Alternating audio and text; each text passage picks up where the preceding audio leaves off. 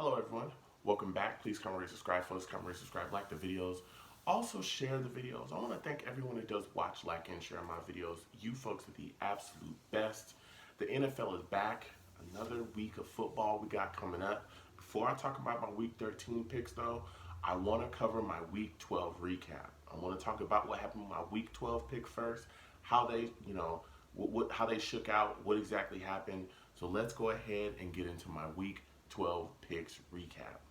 First game I covered from week 12, Steelers at Bengals. Took the Steelers in this football game, and I got myself a W. Steelers beat the Bengals 16-10. So shout out to Steelers fans. You folks got yourselves a W. I took the Steelers. I got myself a W as well. Next game I covered from week 12, Panthers at Saints. Took the Saints in this football game, and I got myself another W, all right? Saints beat the Panthers 34-31, man. Last second kick by Lutz really took the game away. So shout out to you Saints fans. You folks got yourselves a W. I took the Saints, and I got myself a W as well. Last but not least, the best game of the week, the Jets game. Raiders at Jets. Took the Raiders in this football game, and happily, I got myself a loss, okay? Jets beat the Raiders 34-3, man. Whew. Raiders just showed up and got beat up. You know what I'm saying? It is what it is. Jets really, stepped up and took care of the Raiders. It was a big win for us, so they're going on 3 in a row. But, I was happy to see that win. So shout out to Jets fans. You guys got yourselves a W. I'm a Jet fan, so ultimately I got myself a W, but I took an L because I picked the Raiders. So it is what it is. But I'm happy about it, all right? So listen, week 12 is over. That is said and done. That is behind us. It is now time to move into week 13, okay? Week 13's here. We got some games coming up, okay? A lot of teams playing, and they're playing hard still. So let's go ahead and get into my week 13 picks, okay? First game I want to cover from week 13, 49ers at Ravens. Man, let me tell you something. This is serious business right here. These two teams, a lot of people saying that this might be the Super Bowl, right here. These two teams might end up in the Super Bowl. Who knows? But I'm going to go to the Niners side of the football first. I think I look at the Niners offense, and I'm wondering, can they keep up with the Ravens? Can they put up points? And I think a big part to them putting up points is taking advantage of Kittle, who's going to be back for this game. This is a very solid tight end in this league. He can do it all, man. He can block. He can go out. He runs solid routes. He has a good hands. They've got to get him, involved in this offense. There's some matchups out there that he can take advantage of. I'm also looking at the Niners offense, and I'm saying, hey, can you establish Coleman? We all know that Matt Breida is a little bit banged up. I think he's questionable for this game, so he probably might not play. You got to get Coleman going in this football game. This is a guy that's got a lot of power, a lot of speed. He can really get going once you get the football in his hands.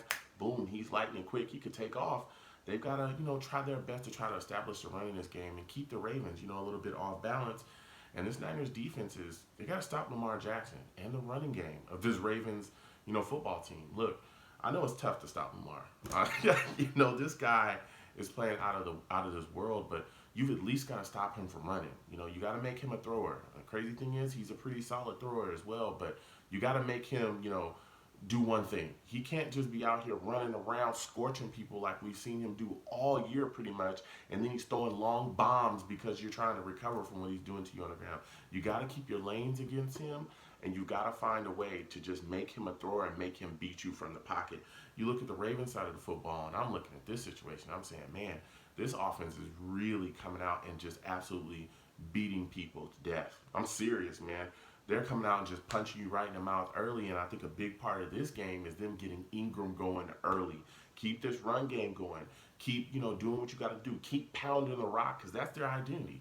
They come out and they absolutely get going. And also getting Brown involved as well off the play action. Hollywood Brown, this kid's serious business as well. He's a very solid wide receiver, and I think that they'll be able to work him, even more into the game plan this week because I think the Niners are really going to focus on shutting the run game down. And I think if you also look at this Ravens offense, they got to figure out a way to block Bosa and Buckner. Okay, these two dudes are a wrecking crew. This Niners front is serious business. And Bosa's again a young kid they drafted. He's leading that, man. This guy is getting around. He's causing all types of havoc for quarterbacks out here. So they have got to get him blocked all day and all night. So with all that said, I am taking the Ravens to win this football game, and I think it's going to be extremely close and low scoring. And low scoring. I think it's going to be low scoring. I am taking the Ravens to beat the Niners 17 to 14. 17 to 14. I'm taking the Ravens. Comment down below. Let me know what you folks think. Next game on the cover from week 12, Vikings at Seahawks. Woo, listen, you look at the Seahawks side of the football first. Wilson, this dude is playing out of his mind this year. He's in the MVP conversation. He's just out there balling. He's leading his team, and I think a big part to them winning this football game is getting Carson going early and often, man. Also, DK Metcalf is a guy that I'm looking for in this game to really have a solid game. This is a kid that, some teams passed on in the draft. He slid down a little bit further than he believes he should have. But, man, he's been able to make an impact. They just got to get the ball in his hands a little bit more often. I know he takes a lot of deep shots, but I'd like to see him maybe get some short routes and really show that power, that burst he has, because he's a load to bring down. I mean, this kid is huge, so they got to get the ball in his hands. I look at the Viking side of the football, and I'm saying, listen, you got to get after Russell Wilson. This dude, we all know Russell can run, he can throw, but, man, you got to get him and get him down today. You got to send pressure. You got to make him get the ball out quickly and make bad decisions. But offensively, look, you got to get the ball in the hands of Kyle Rudolph, man. This is a very solid tight end in this league. I know Theon's dealing with injuries. We all know that Diggs is still, one of the better wide receivers in the league. But Kyle Rudolph is kind of, at least I feel, it's kind of been a forgotten piece within this offense. They got to keep feeding this guy because he beats, a lot of linebackers and even some safeties that have tried to cover him as well. So they got to find this guy. So with all that said, I am taking the Seahawks to win this game 27 to 24. 27 to 24. I'm taking the Seahawks to beat the Vikings. All right, comment down below. Let me know what you folks think about that. And last but not least, the best game of the week, the Jets game, baby. Let's talk about it. Jets at Bengals. Listen, I'm looking at the Jets right now.